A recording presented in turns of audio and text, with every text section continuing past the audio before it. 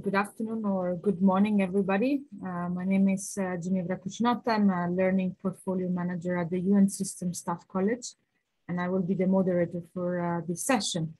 We are delighted to see so many of you connected to our webinar today.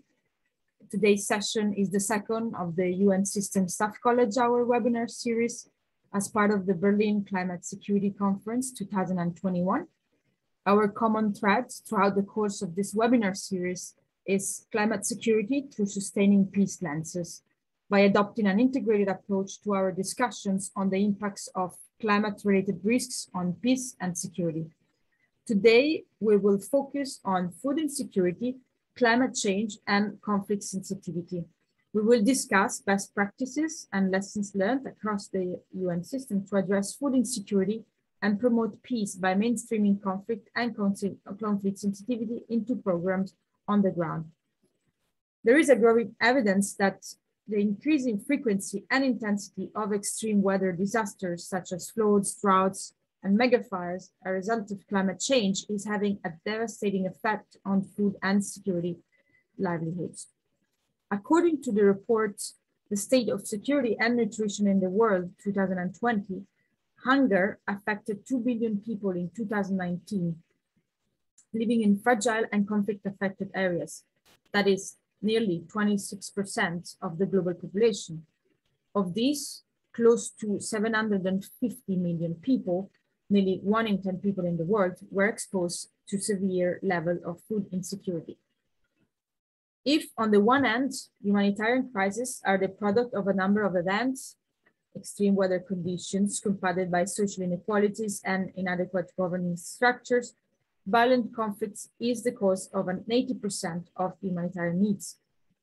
Conflict and insecurity drive hunger, but it is also true that hunger drives conflict, fueling long-standing tensions and disputes over land, livestock, and other assets. For sustainable peace, it is vital that we address the issue of access to food, recognizing the linkages between development, peace, and humanitarian action necessary to achieve peace in an integrated way. I have the pleasure to be joined today by Mr. Adam McVie, Program Policy Officer, Resilience and Climate Change Adaptation of the World Food Programme in the Gambia, Dr. Paul Opio, Livestock Officer, Resilience Team, Eastern Africa, FAO, and Mr. Stefan Abura, Program Manager of the Karamoja Agro-Pastoral Development Program. So let's begin with the presentations. Just for your information, to ensure inclusivity of this session, we have live transcription, which you can access to by clicking on the link on the top of this page. In addition, if you have any questions, you are very much encouraged to pose them through our live chat, this Zoom room, or raise your virtual hand and we will give you the floor. Thank you so much. And let's begin. Adam, the floor is yours. Hello, everyone. Let me just share my screen quickly. There we go. Thank you for having me. So as I said, my name is Adam McVie. I work for the World Food Programme in the Gambia. So I've been here 2.5 years now. So I primarily work on climate change adaptation and community resilience. So we look at kind of how index insurance works, as well as kind of more climate adaptation activities as well. So my presentation here is what we at WFP and the UN system have done in the Gambia related to how climate change is causing conflict in the Gambia and how we can reduce it. So in 2019, there's a fund called the Peacebuilding Fund, and WFP, UNFPA, and ITC all joined together, and we applied for a grant with the PBF fund. And then this was supported by the Ministry of Environment as well. And we created the project, which is, it's got a very long title, Strengthening Community, blah, blah, blah. But essentially it's about how climate change is causing conflict in the Gambia, and how if we could reduce the impacts of climate change or make communities more resilient, would that therefore in turn reduce instances of conflict going forwards. So a little bit of a kind of a background to the Gambia, and specifically when it comes to kind of climate change and conflict. Gambia is a very low-lying country. It is on the Atlantic Ocean. It's got a river going through it as well. About 70% of the country work in agriculture, and they're primarily reliant on either rainfall or the freshwater river that's running through it. But that's in recent years, it's had a bit of an issue due to climate change, where rising sea levels has caused salination upriver and is pushing salt water further upriver. There's also less and more erratic rainfall occurring during the rainy season, and that's reducing the amount of fresh water that can be pushed down that kind of salinity areas of the river as well. And so it's making agriculture a lot harder in the Gambia. So we recognize this, and then we did an initial conflict analysis where UNFPA, ITC, Ministry of Environment, and WFP, we went around the country and kind of worked out which communities are experiencing some sort of kind of climate conflict. The one on the screen at the moment is a good example. So you've got the river on the right, and the salination from the river is moving into the first community. And then that community is seeking agricultural land, available agricultural land in other areas around them, which is pushing them into Sambang Mandinka. And so that's causing conflict between those two, Sambang Fula, Sambang Mandinka. And this is causing Sambang Mandinka to have conflict with Sambang Fula, but also to move into a third community. And the current idea is that in the future, if climate change increases, they will then push further into fourth community, and Sambang Fula will be completely devoid of any high yield agricultural areas within there. So this is kind of one example of 10 communities that we've identified in the Gambia. When it comes to conflict, so conflict in the Gambia, it's not like, say, Iraq, Afghanistan, Syria, DRC, where conflict is much more violent. Conflict in the Gambia is much more kind of either based around land and it's based around kind of community, so various ethnic groups as well. And what you'll find is that there'll be lots of inter-community fights, there'll be competition over land, there'll be leaders being arrested as well. So it's not kind of large-scale warfare, but it is very kind of community-driven conflict that is occurring. So we created, essentially the project was created by us getting together 3 agencies plus Ministry of Environment. We did a strong conflict analysis, and then we had to go to the Peacebuilding Fund and kind of present this proposal. It was a very new proposal, as they were very much kind of focused towards policy and frameworks and kind of creating these inter-peace networks. Whereas this project was very practical, working communities and providing kind of tangible benefits, but at a very low level. However, they liked it and approved it. And so what we then went on to is essentially develop kind of a analysis of where to go and which agency would do what. So on this table here, you can see 6 communities, and we noted their kind of vulnerabilities on the left, and we looked at kind of different but also commonalities between these communities, and we divided up the agencies into how can we solve specific vulnerabilities within those communities.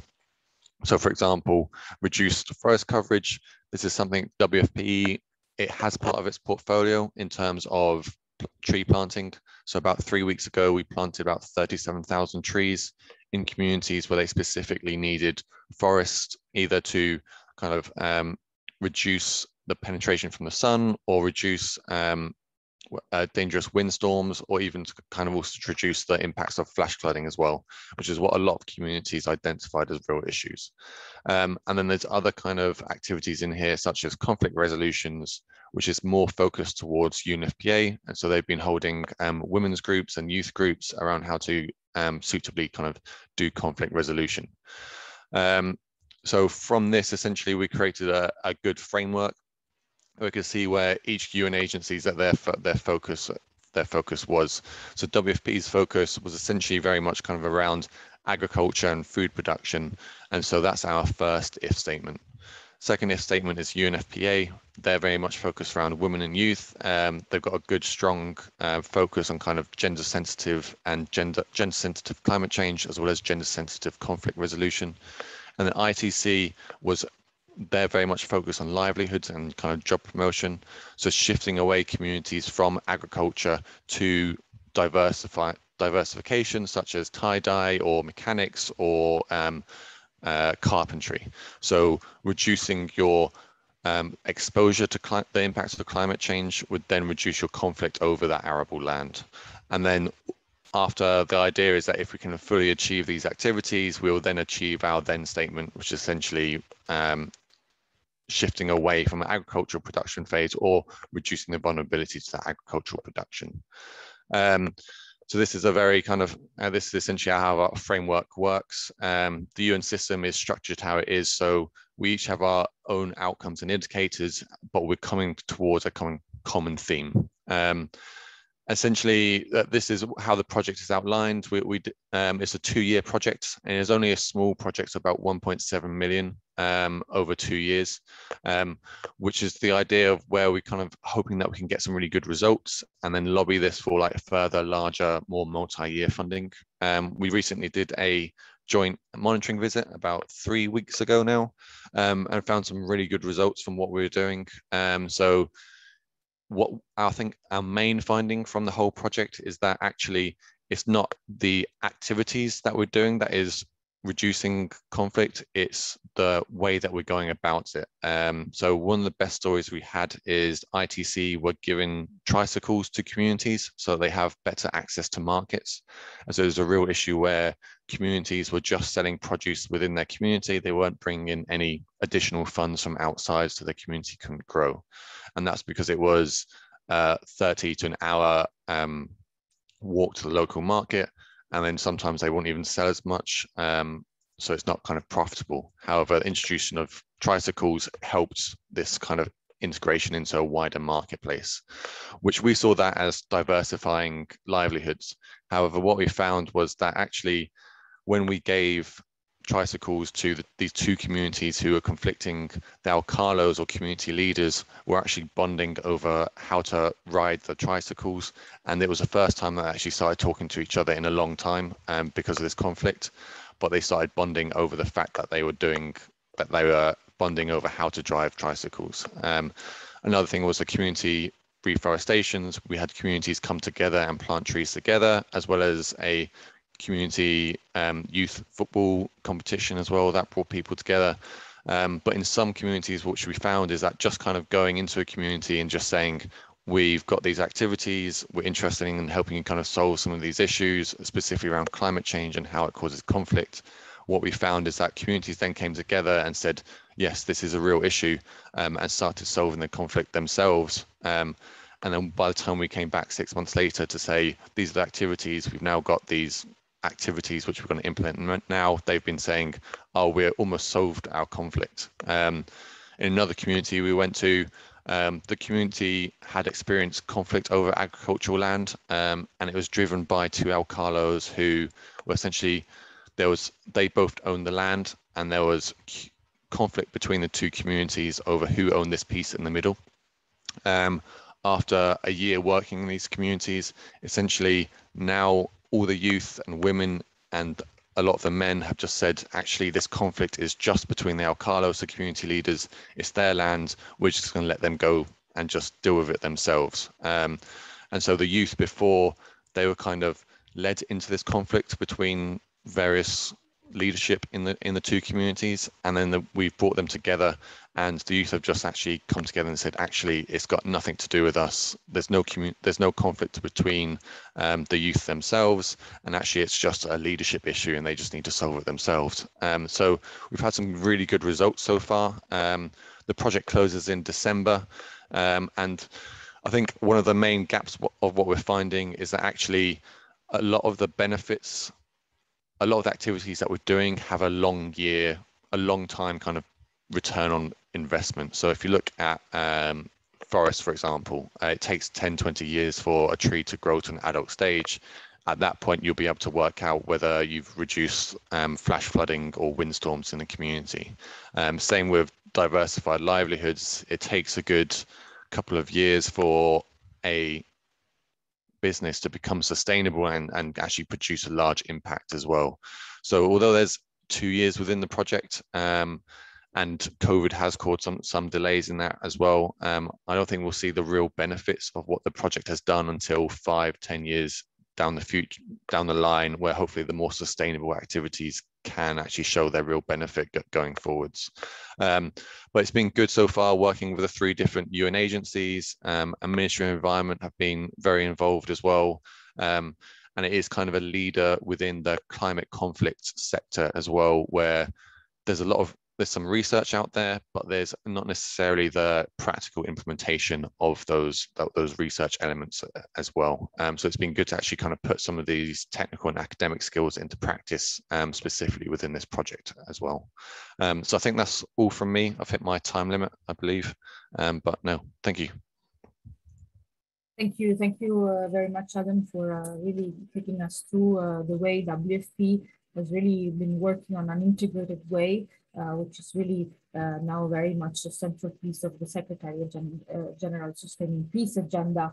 And you showed us how you worked with 3 different agencies, but as well we adopted a bottom-up approach, also including local community, which was perhaps I think one of the, as you outlined, the keys of the success of your project. I would like now to turn to Paul Opio, who's been working with FAO on finding solutions to conflict prevention among pastoralist communities.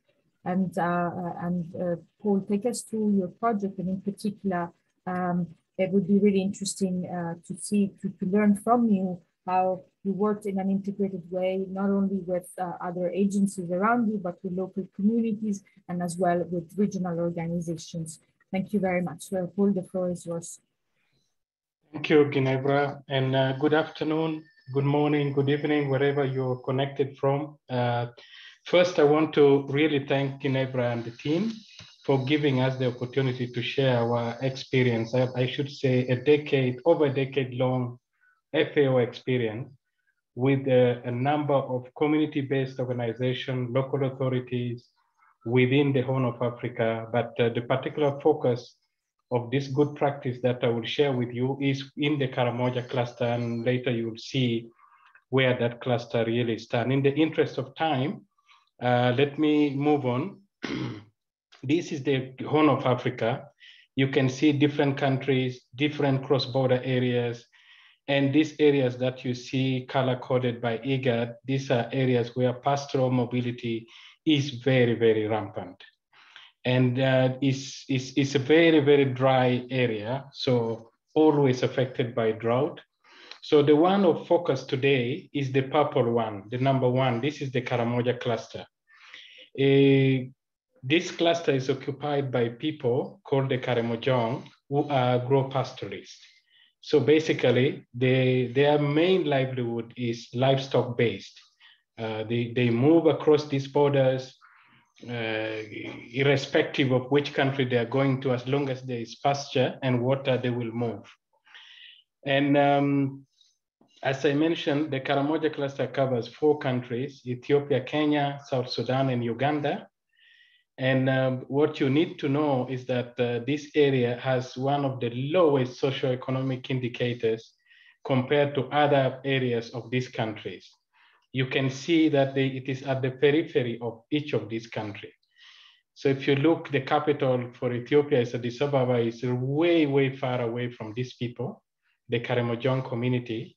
The Nairobi, which is the capital of Kenya, is equally very far, then Kampala and Juba. So apart from these socioeconomic indicators, so even infrastructure is very, very poorly developed in this location. So coupled with issues around drought, recurrent drought, which is very, very prominent in the area, communities are always kept on the move in search of pasture and water. Now, as you know, drought is really a big problem when it comes to pastoral, agro-pastoral communities. The production system is purely rain-fed. So at any failure of rain, precipitation, means water and pasture is not there for the people, which is normally occurring in these areas. So communities always are moving, and with the movement, with the migration, they start to fight over, meager natural resources that are available in the area. Not only fighting over natural resources, wherever they are going, where there's precipitation, there tends to be concentration of livestock and people in those areas, and the impact on the environment is even greater.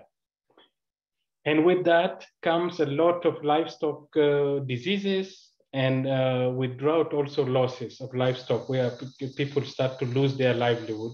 Some of them even becomes very difficult to even recover that livelihood after a drought event. And this has been going on, it's been cyclic over time. And FAO has been working with these communities and partners dealing with these issues head on. For those who really drop out, they become, they are not part of the main livelihood. Most of them are destitute. You've seen a number of food insecure people in Eastern Africa. Most of them are coming from this location, pastoral, agro-pastoral areas. Now, coupled with that, this is a map which is made by IGAD, really highlighting the extent of conflict over natural resources in these cross-border areas.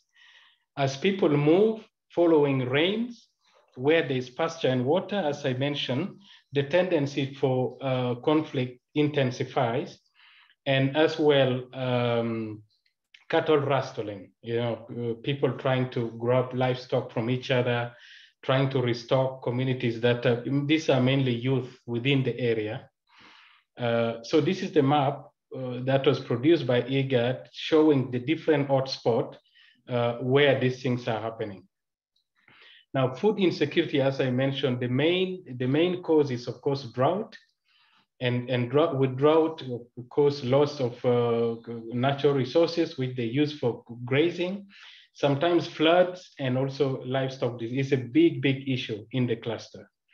Now, with all these things happening, FAO programming there with the partners like KADP, represented today here by Stephen, and a number of other community-based organizations there, and the UN agencies, we started to look at the various entry points which are important, what the communities really want us to engage in. Now, we did a number of assessments, and what was always emerging is, let's deal with animal health issues. Let's talk to communities that don't want to talk to us. So these were our entry points. Our entry points were mainly technical at the beginning, but eventually the social dimension came in. So we started to work on animal health, working with the communities, selecting people for capacity development with the local authorities across the borders of these countries, build up that capacities, and started vaccination programs with the government and livestock treatment. On natural resource management, we worked with the communities to look at which are these areas where there are disputes. And with the organizing communities, this one, Stephen will give us more into detail, into different groups, building their capacities through agro-pastoral field schools, saving and loans association we introduced later on. When community capacity were built, they started to realize that what is really causing conflict is something that can be easily dealt with. Then we fostered inter-community exchange between these communities across the borders, even within the countries. So the community started to unpack what the issues were, and they started to realize that there was really no point for them fighting over these resources other than agreeing how to use them collectively together. And that we fostered a number of cross-border resource sharing agreement. We brought in national government to sign a memorandum of understanding on cross-border animal health coordination, and also the natural resource sharing. But how did we do it? Let me just flash back a little bit. The partnership around it, community-driven, starting from the community level, understanding what the issues are, working with the local community-based organization, local authorities, bringing cross-border local authorities to speak about these issues and find common solution. These were the tenets of what made us to really succeed. And then moving from the local setting to national level. So Kampala was involved, Nairobi was involved, Addis Ababa, Juba was involved, and that culminated into this joint commitment, which is the memorandum of understanding between the countries to say, our communities are mobile, let's allow this mobility, let's support this mobility. And the principle of let's invest nationally while we think cross-border and regionally became a key tenet of the action in the cluster. And the impact of that engagement, building up from the bottom, going upward, resulted into that MOU, which I mentioned. First, it started MOU Kenya-Uganda. Then immediately, when Kenya and Uganda were reaping the benefits, Juba, Addis Ababa wrote to IGAD and FAO to say, we want to join that. So that is how the other countries got into the picture. And because of that agreement, you can see the pictures there, the ministers of these different countries committing to support the communities during this signing of the agreement. So the local authorities also started to move across to provide services. You see, if the Turkana were moving into Uganda, the Turkana local government were able to cross into Uganda without any issue to provide animal health, human health services to communities that crossed the border. And with that, we have seen really a reduction in conflict, more peaceful coexistence between communities, dialogue between communities, and youth also trading across the borders. In Moroto, people are moving into Turkana to sell goods. The Turkana youth are crossing into Uganda, South Sudan coming into Uganda, and vice versa. So this is happening. And it's not only this FAO engagement, it's a sustained, coordinated engagement involving the government as well on board. So the role of different partners are really, really recognized here. Because of that gain on what we have done in that cluster, I showed you these different clusters with numbers. IGAD moved this good practice that we've done in the Karamoja cluster, and then also involves, for example, Somalia and Kenya, Ethiopia and Djibouti, Sudan and Ethiopia. So all these countries started to pick up to say, let us collaborate, let's work together. So it is something that really we have seen reaping benefit. The other benefit we have seen is that IGAD, the IGAD is Intergovernmental Authority on Development, it's a regional economic bloc for Eastern Africa. They decided to open the first cluster coordination office to be based in Moroto to coordinate intergovernmental effort in the Karamoja cluster. And that built a lot on what FAO and its partners with the government really started. It laid the foundation to get that going. And more recently, the joint UN work in Karamoja led to signing of a much bigger investment agreement, an MOU, if you'd call it, where the president, His Excellency Uhuru Kenyatta and Yoweri Museveni signed a pact to basically invest in the area. So attention continued to be laid now in that agro-pastoral communities in the Karamoja region. Now, this good practice that I've just shared with you, I am really proud on behalf of all the partners, not only FAO, who have contributed to this, that it has been selected as one of the 25 global good practices to be showcased in Expo Dubai, which open next week. I will be there to share these experiences. It's not easy, Ginevra, to say all this in 10 minutes, but I must tell you that it's a concerted effort involving everybody in that area. So I stop there. We'll be happy to answer questions later. Over to you, Ginevra. Thank you very much, Paul, for your presentation, which ties back also with Adam's presentation too, highlighting really that the key recipe for success is not so much what you're doing, but how you're doing, involving local communities, but as well working in partnerships with regional organizations, with governments.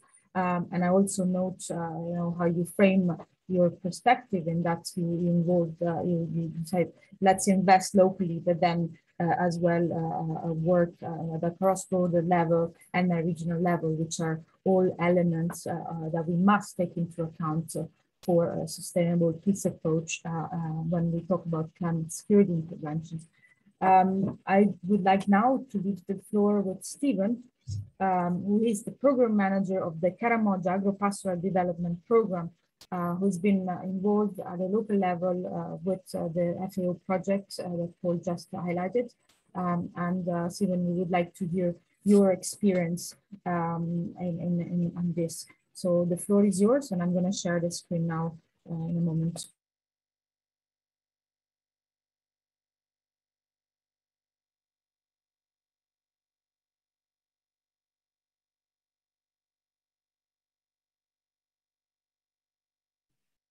Stephen, I think you're muted.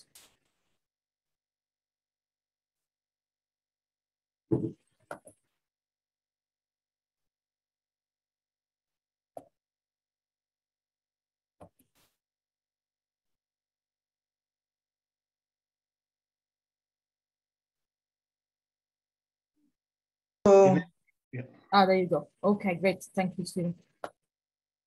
Yes, good evening, panelists. Good evening, the fellow comrades that have come to this Berlin conference on climate and security. I don't know whether you are seeing me. Yeah, welcome to my presentation.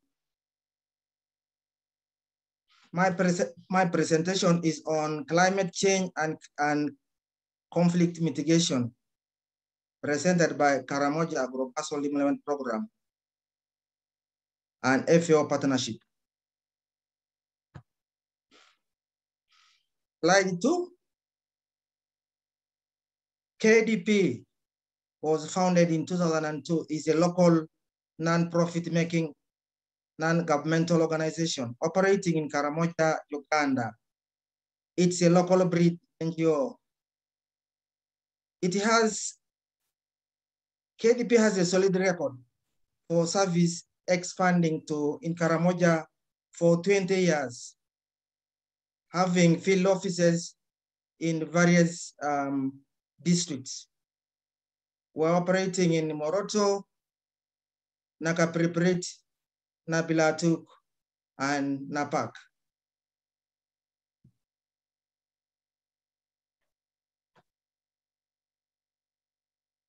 Giving a background on community entry points.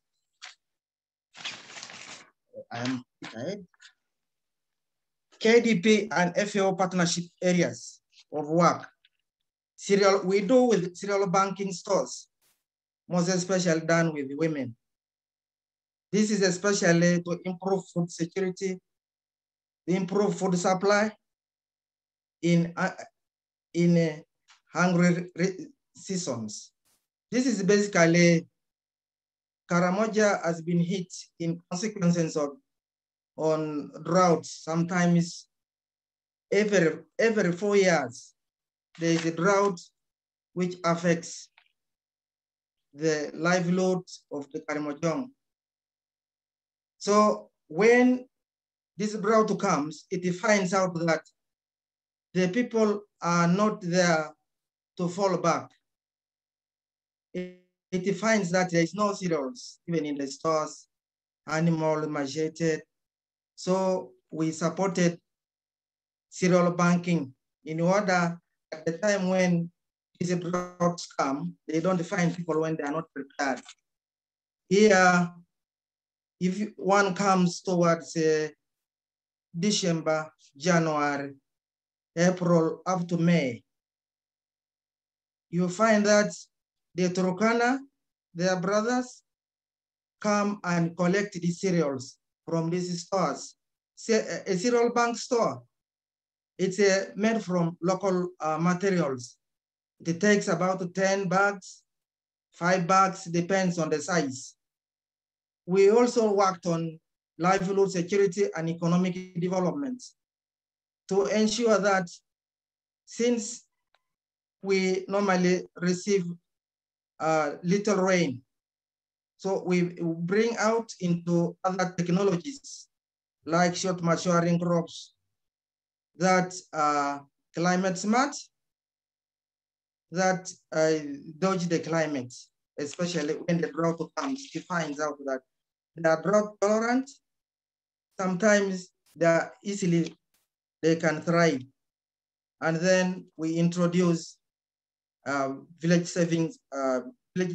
Sometimes we give to these groups the other technologies like the gala gourds that are hardy to this climate. They are tested. Sustainable use of common property. We see also that it was an area that we needed to build capacity for the communities, most especially on community land associations, so that they're able to manage their resources. They're able to manage resources like pond desilting, and also water points. Not only that, we are also having some key areas on good governance and conflict transformation. Good governance in that we developed the community-based monitoring groups, because at most times, the government, before decentralization comes, this is in line with decentralization. The governments or government officials live at the sub-counties, sometimes to plan for them, but we involve them in participatory planning so that they can ask their duty bearers. Accountability in terms of we don't have stock for animal health in our clinics. We don't have enough drugs. We don't have schools. We don't have boreholes. And then within that, we involve them in peacebuilding aspects. As you can also see the photos there in conflict peacebuilding. We have brought them out their needs, like we have built a feast dividend health unit in Akiloro, where the Turkana, the Tepes, the Madeniko, the Bokora, whoever uses that road either going to Kenya can access the health unit. It is a peace dividend because the demand for the people. So the 2 working groups or the 3 working groups meet there. Their women are admitted in those wards. And then when their men come, their husbands come, they find that they're already together, they eat together. So this is one area that we have done in peacebuilding. And then on policy recognition and support, we have done policy briefs. We went to the parliament and aired out and say, this is how one can implement. These are the areas that how you can implement animal health here. This is how you can handle on good governance. As for pastoralists, this is how you can handle. But however, we got that outcome that you are talking, but the people who represent the communities, your parliamentary members, don't talk about this, but we came out and took them also to we took them to the schools. We took them for capacity building so that when we talk in one voice. We move to the another slide 4. KDP community entry point. We do with the community mobilization. Here we create awareness to the community. We increase awareness. They participate. This awareness, they take it, they own it for sustainability because KDP tomorrow will not be there. They were involved in participating, like the time when they developed that PC dividend together with them using PRA. So we involve them. So if you don't involve them, they see that it's yours, it is foreign. We have built like a borehole, like a water point for desilting a pond. We bring the two communities together, they distill together, they share food there, they share water. And then we also involve the local authorities to ensure that for sustainability, these local authorities, when we bring a project, we ensure that what's the role of the local government? What's the role of the KADP? What's the role of FAO? So that there is no blame game at the end of the day.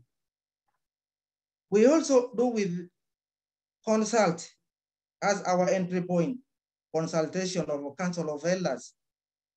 This Council of Elders, they are gatekeepers. They have keys to the community.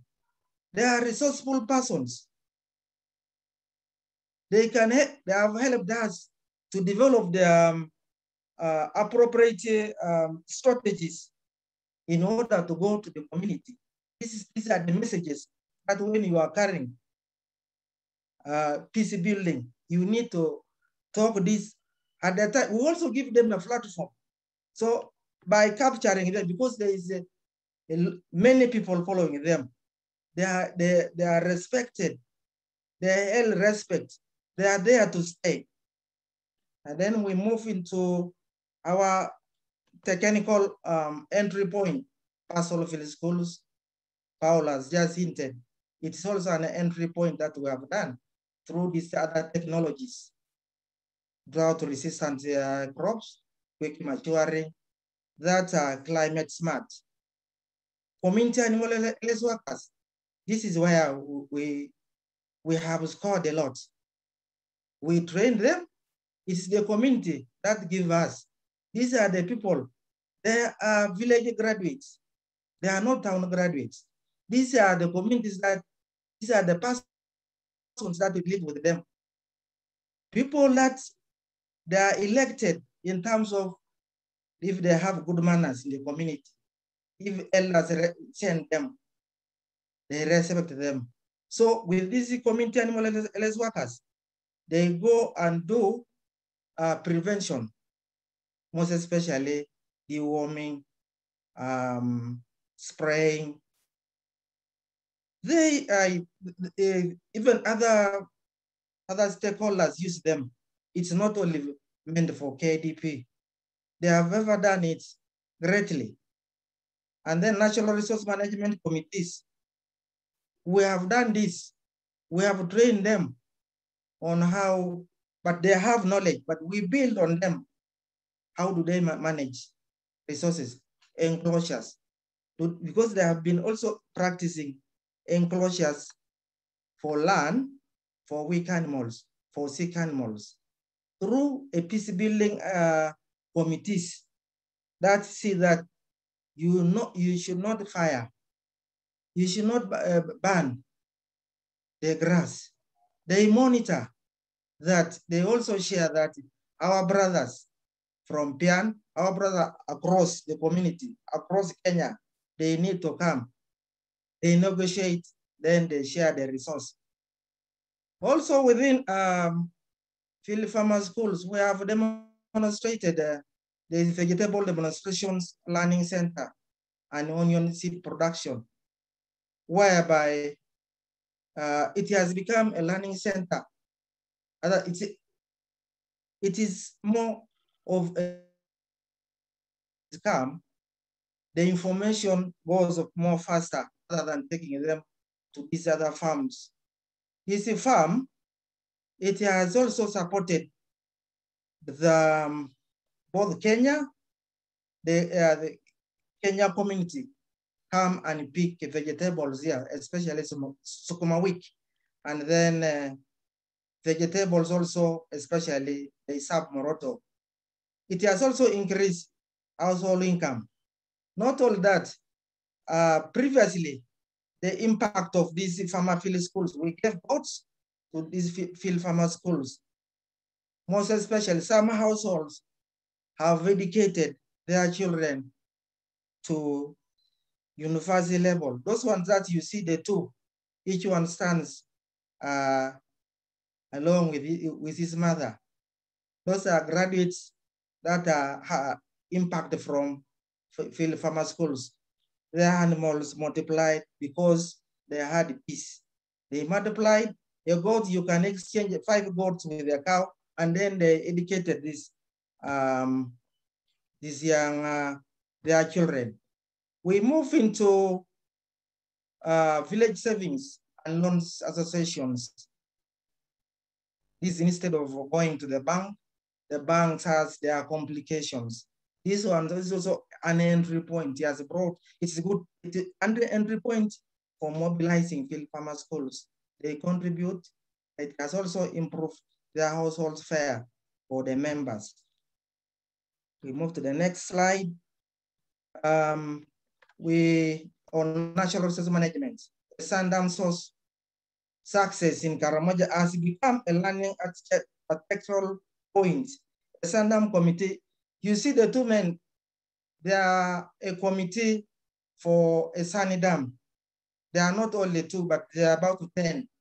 They keep on monitoring how is it, and then within the sunny dam, at the banks, it has given an effect.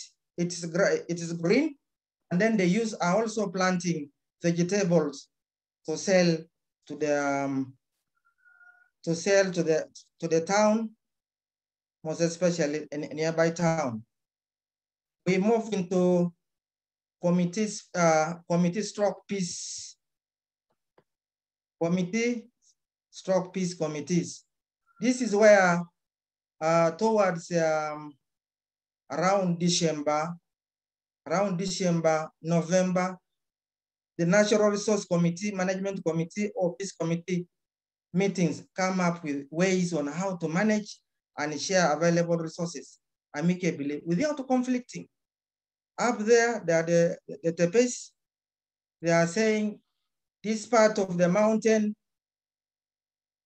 ranging from here around 30 acres, or one part of the mountain should be left for our brothers that are coming from Kenya, or should be left by our brothers, maybe for sick animals, small animals. There is no firing. And yet down here, they have come.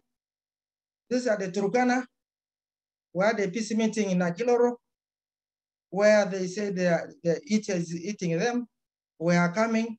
Then they tell them this is where you can hen. This is where you can graze. Meanwhile, we would be having continuous meetings to ensure that is this resources enough for us, or we need to divide the herd. These ones go to the lower or go to the upper. We move into community animal health workers. There you see the picture. I have talked about them, that they are selected by the community, and then we train them. Right there, there is a tick control. Together, these are animals, not for Uganda only. It's also for the Turkana, for the Tian.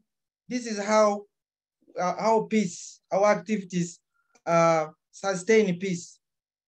Down there is a vaccination, support of livestock vaccination campaign with the veterinary department.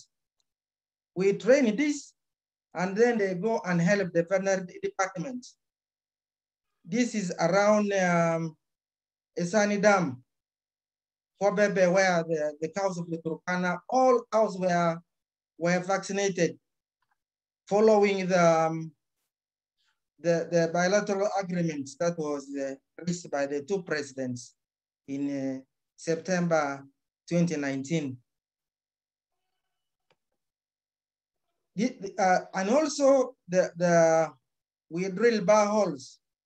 We drill boreholes while drilling boreholes, we ensure that cattle traps has greatly supported the pastoralists instead of struggling with other people, domestic, but we use it so that the conflict is not there, but they are scattered. Down there, we also train community borehole repairers, pump mechanics. They are able to do some simple work. They can identify that this is a small, maybe it's because of the chain, it's because of the, maybe the some of the boreholes, some of the pipes are leaking. Then they're able, to repair.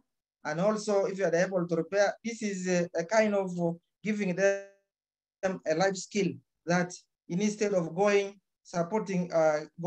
causing conflict somewhere, they're able to solve it. We have challenges. Paul had already hinted earlier. Challenges and concerns. Challenges in the rainfall pattern affects our production. At the time when crops are thriving, it disappears.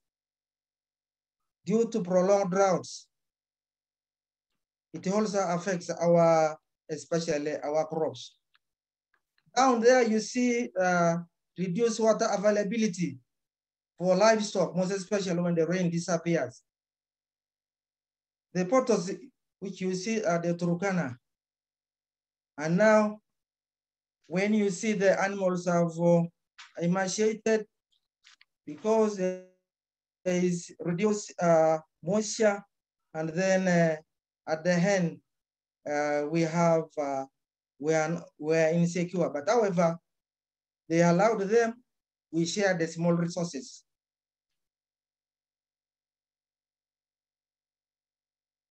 Continuing still on slide 15, the current land tenure system is prone to abuse of land grabbing and resource exploitation. This is what is happening now because we are endowed with the minerals. Other people have come and have grabbed land. This land, we are not even benefiting. The pastoralists are not benefiting from this land, from the resources. It has also shrinks land distribution, disrupts the traditional grazing areas and poor ecosystem. Somewhere this land has been grabbed. They have already enclosed it. It is militarized. You cannot, the pastoralists cannot access it, and yet salty lakes are there, salty grass is there, and therefore poor ecosystem is being practiced because they clear the trees, they are not planting, and then restriction of grazing land has increased the fragility of catchment areas due to reduced access to wet areas. As I am about to conclude, land fragmentation, reduce pastoral land for grazing. Yes, we have farms already are maturing all around. You find this is meant for the cement, this is meant for the gold. It has already shrinked. So it has threatened the livelihood of the pastoralists. Conflict further exacerbates the livelihoods and vulnerabilities. As I conclude, I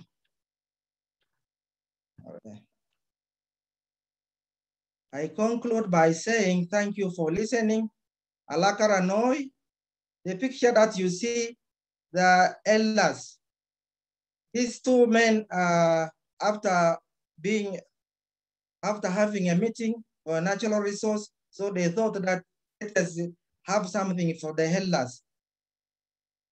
They bless someone who, the short man on the right is someone that who gave out the bull to be killed. And then the other one who is having a spear is the one that who killed the bull for the visitors and the host community. Thank you.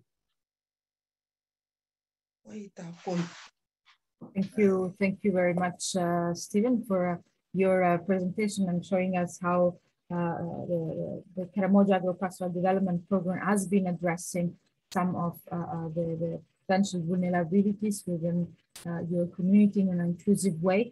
We've really come to the end of our time, but perhaps if the panelists want to have a few more minutes to spare and participants want to stay, we can take one question. We have already one question in the chat from Benjamin Paul.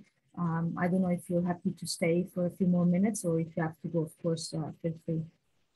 Paul. We are here, I'm here, no problem, yeah. So there is a question from Benjamin Paul, and it's addressed at Adam. The question is about a monitoring evaluation system, given that you've explained that you have more of a long-term perspective to allow for sustainability of your project. How do you check back after 5 or 10 years? What systems do you have in place? Over to you, Adam.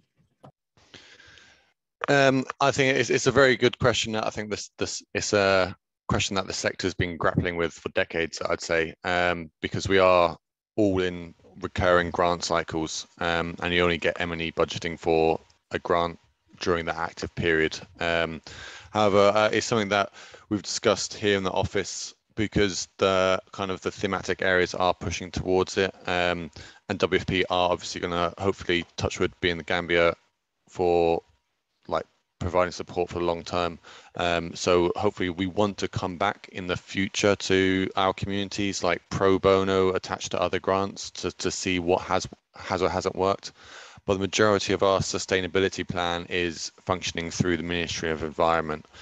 So they receive a lot of grants from various agencies. So we're trying to shift as much of the learning as possible to the Ministry of Environment so that they can see what does and doesn't work in the future.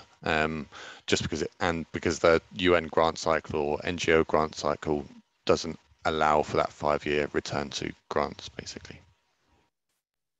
Thank you very much, Adam. I don't know if there's any other questions or comments from either the speakers or the participants on the floor. Okay. Oh, yes, I see Ananda Das as a hands raised. Ananda, please, you can turn on your mic and speak. Good morning, good afternoon, and good evening from Bangladesh. This is Ananda Das, working in the Good Neighbors Bangladesh as an international organization who are doing in the different sector, including the food security. My question is to Mr. Paul regarding the livestock rearing. They are rearing the livestock in a huge amount. During the livestock, especially cow rearing, when they digest their food, they release a huge amount of methane gas, which is the greenhouse gas creating the climate change effect. Is there any sustainable system or any procedure to reduce the methane release to minimizing the climate change effect from the livestock rearing farming? Thank you. Thank you very much. Paul, would you like to react to that? Yeah, no, sure. Anna, thanks a lot for that question. The issue of methane gas emission from ruminants is a big global debate. And often it is very easy to pinpoint fingers to pastoralists as the key cause of the problems. But what I want to say, just to cut the story short, for us at FAO, in Eastern Africa, we are working with the different Ministry of Agriculture, Livestock, and we have developed jointly a East Africa Animal Feed Action Plan, which I can share with you. You see what is in there. Now, within that East Africa Animal Feed Action Plan, the issues around palatable feeds which are able to minimize methane gas emission, but enhance productivity is where we are pushing country to move towards to. But this is a long-term shot. At least there's a strategy, countries are committed to it. Right now, we are doing the different feed inventory, feed balance to know where are the feed resources in these different countries. What are they using? It is largely grazing, we know that. But can they start investing in sustainable feed resources which limit methane gas emission, at the same time work on breeding, changing the breed that we have so that they are more efficient in using the feed and less in methane gas emission. It's a big debate, but we start to address that with these different countries. Over to you. Thanks so much, Paul. Let's see if there's any other questions from the floor, from the participants, or any other reactions from the panelists. Can I say something last, Ginevra? Sure. Well, what I think for the topic that we have today, what people need to take away, and I know there are a number of people who have left now the meeting, the key point is that building peace or building community coexistence takes time. I heard somebody asking about M&E, Adam, when this thing takes time and it needs sustained effort. You need to stay there. There are times when you get frustrated, not by communities, might be even government program. You have to navigate around it. What the point is, let's stay focused on it. As long as the demand from the community is there and the need, that is when you can succeed. This good practice that I've just mentioned is a result of over 15 years of work of FAO in the Karamoja cluster. But the impact we are seeing 10, 15 years later with these different institutions being put in place. But we never leave the place. We are always there working with these communities. So that would be my closing statement and the takeaway for the colleagues. Over to you. Thank you very much, Paul. You've done the job for me, I guess. Any other comments or closing statements from Adam or Stephen?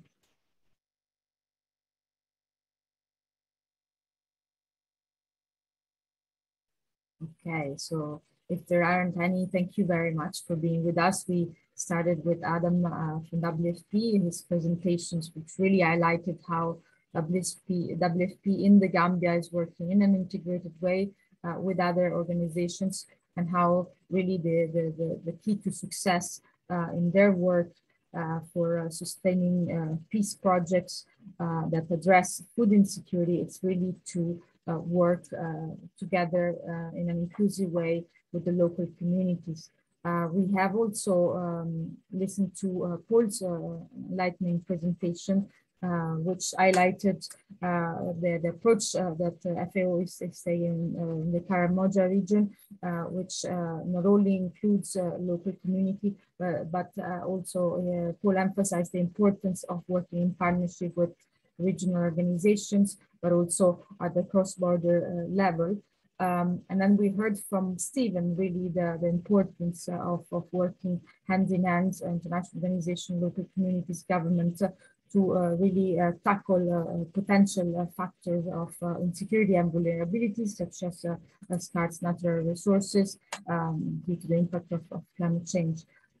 So with that, I think there's a lot of food for thought on all of these presentations. We hope that you can, that will lead to more thinking and discussions of the field of climate sensitive programming is evolving. Noting the last point from Paul that and also Adam and Stephen, that for sustainable solutions, it takes time, engagement of local community, inclusivity, and there's no quick fix for that. So thank you very much. I hope you enjoyed this panel. We will have another, the Union System Staff College is organizing another panel on gender mainstreaming and climate security on 4th of October at 3 p.m. We hope that we'll see you numerous, and I wish you all a great afternoon or evening, depending on the time zone. Thank you very much for being with us. Thank you, Adam. Thank you, Paul, and thank you, Stephen. Thank you. Bye-bye. Bye. Thank you. Bye. Bye, everyone. Thank you.